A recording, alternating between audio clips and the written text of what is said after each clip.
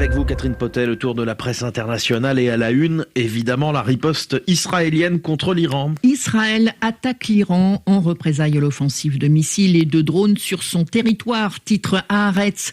L'impact s'est produit dans la province d'Ispahan, poursuit le quotidien israélien. Ispahan, où se trouve Natanz, région où est située l'une des installations nucléaires iraniennes. Une source militaire a déclaré à la chaîne de télévision américaine Fox que l'attaque était toutefois limitée. Et Haaretz précise, l'attaque a eu lieu peu de temps après que le ministre iranien des Affaires étrangères, Hossein Amir Abdollahian, a averti Israël dans une interview accordée à CNN de ne pas entreprendre d'action militaire contre son pays sous peine de réponse sévère. En Suisse, le journal Le Temps fait état des premières déclarations. Nous n'avons pas de commentaires pour le moment, déclare un porte-parole de l'armée israélienne. Pas de commentaires officiels non plus côté américain. Washington a toutefois été prévenu de l'attaque israélienne, mais ne l'a pas approuvée et n'a joué aucun rôle dans son exécution, selon des responsables cités par les médias américains, ajoute Le Temps. L'actualité internationale encore avec les élections en Inde. Le Times of India qui affiche tout de même en une des photos illustrant la riposte israélienne contre l'Iran. Le Times of India donc fait état de files d'attente dans de nombreux États et d'affrontements sporadiques au Bengale, alors que commence la phase 1 du plus grand scrutin au monde. Le quotidien indien dévoile aussi les noms des personnalités au fur et à mesure qu'elles se présentent dans les bureaux de vote, des politiques, des candidats, mais aussi la plus petite femme du monde, Jyoti Amge. On la voit en photo. Photo également d'électeurs en fauteuil roulant, aidés par des bénévoles dans un isoloir. Un peu plus loin, le Times of India relate les propos de Narendra Modi lors d'un rassemblement dans l'Uttar Pradesh.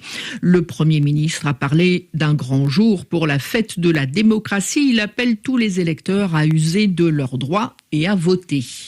Les élections en Inde qui intéressent aussi la presse américaine. C'est le cas du New York Times qui titre « Le pouvoir de Modi ne cesse de croître et l'Inde semble certaine de vouloir lui en donner davantage.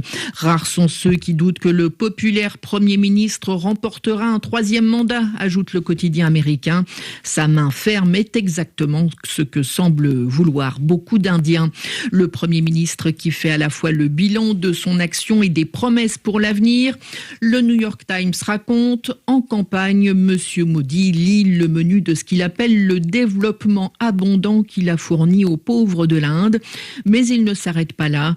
Ce que Modi a fait jusqu'à présent n'est qu'un apéritif, a-t-il déclaré, se référant lui-même à la troisième personne, comme il le fait souvent, et ajoutant « Le plat principal reste à venir ». Mais pour ses détracteurs, poursuit le journal américain, les propos de Monsieur Modi sur le plat principal sont un signal d'alarme pour l'avenir de la plus grande démocratie du monde.